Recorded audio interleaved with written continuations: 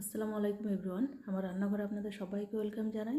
তো আজকের রেসিপি গরম গরম বেগুনি। তো এরকম গরম গরম বেগুনি সবারই খেতে ভালো লাগে। তো চলুন রেসিপিতে যাই।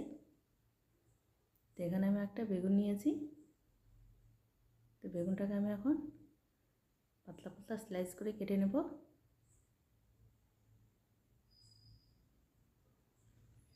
এখানে আমার বেগুনটা কাটা হয়ে গিয়েছে।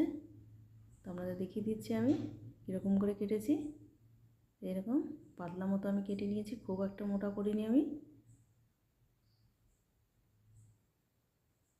এখন আমি এটাকে একটু জল দিয়ে ধুয়ে নেব।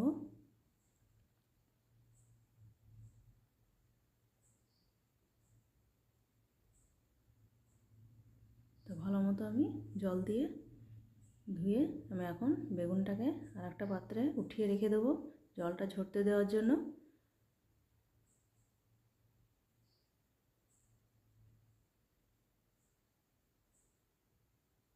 তো এখানে আমি জলটা ঝরতে দিয়েছি, আমি দেখিয়ে দিচ্ছি আপনাদের। এখানে আমার বেগুনের জলটা পুরোটা একদম ঝরে গিয়েছে।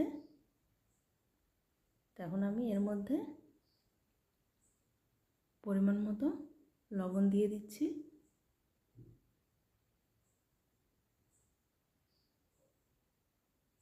আর অল্প পরিমাণে গোলমরিচের গুঁড়ো। তো আমি এগুলো প্রত্যেকটা বেগুনের গায়ে আমি ভালো মতো হাত দিয়ে লাগিয়ে দেব। তো এখানটা আমার হয়ে গিয়েছে। তার একটা পাত্র নিয়েছি আমি। তো এর মধ্যে আমি এখানটায় 2.5 চামচ বেসন নিয়েছি। তো আমি আমার পরিমাণ মতো নিয়েছি, আপনারা আপনাদের মতো নেবেন।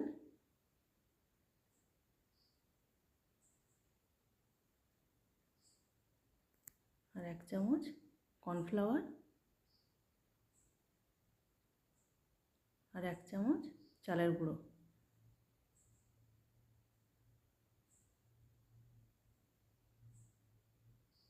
বেসনের সঙ্গে চালের গুঁড়ো আর কর্নফ্লাওয়ার দিলে বেগুনটা খুব মুচমুচে হয়। তো এখানে আমি পরিমাণ মতো লবণ আর পরিমাণ মতো লঙ্কা গুঁড়ো, আর কালারের জন্য আমি একটু হলুদ গুঁড়ো ব্যবহার করছি, আর এখানটায় কিছুটা কালো জিরে। তো আমি এগুলো একসঙ্গে ভালো মতো মিক্স করে নেব। অল্প অল্প জল দিয়ে আমি ব্যাটারটাকে রেডি করে নেব। আমি একবারে জল দেব না, আমি অল্প অল্প জল দিয়ে আমি এরকম একটা ব্যাটার রেডি করে নিয়েছি। তো এটাকে আমি ভালো মতো ফেটিয়ে নেব। আমি এখানে 2 থেকে 3 মিনিট মতো ফেটিয়ে নিয়েছি। তো এখানটা আমার ব্যাটারটা রেডি হয়ে গিয়েছে। তো আপনাদেরকে আমি দেখিয়ে দিচ্ছি।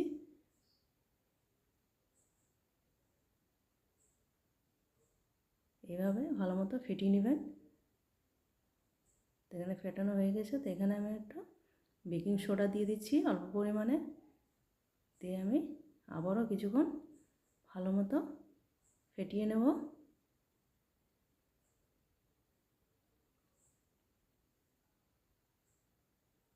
তো ব্যাটারটা এইরকম হবে, খুব পাতলা হবে না এবং খুব ঘন হবে না। যখন দেখবেন এরকম একটা চামচের গায়ে লেগে আছে, তখন জানবেন যে আপনার ব্যাটারটা রেডি হয়ে গিয়েছে।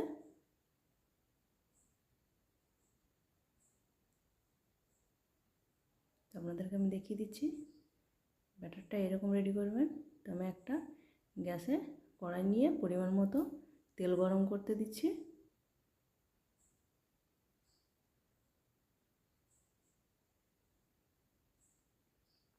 এখানটা তেলটা আমার গরম হয়ে গিয়েছে।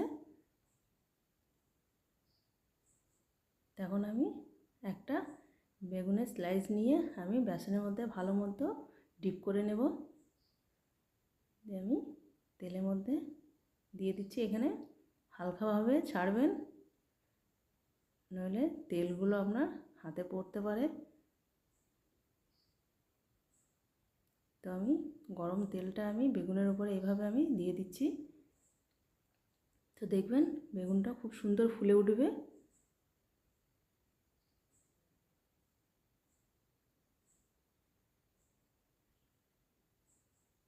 তো এখানে বেগুনটা আমার আস্তে আস্তে ফুলতে আরম্ভ হয়ে গিয়েছে।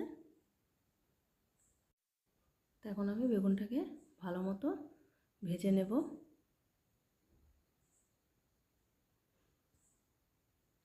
তো এখন আমি বেগুনটাকে উল্টিয়ে দিচ্ছি।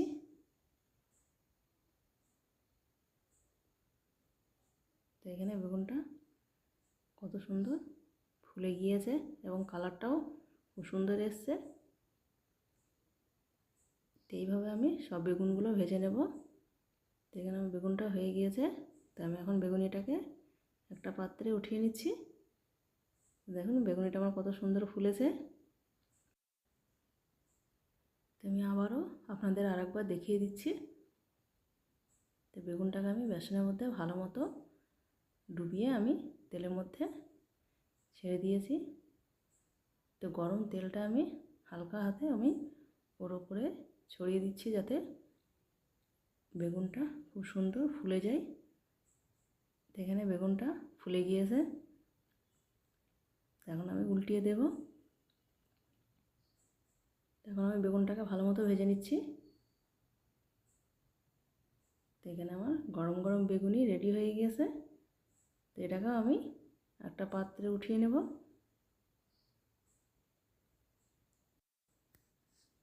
তো এটা আমার ভাজা হয়ে গিয়েছে।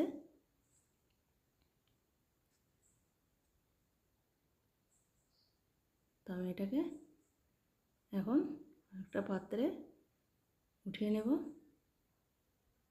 তো এইভাবে সবগুলো আমি ভেজে নিচ্ছি।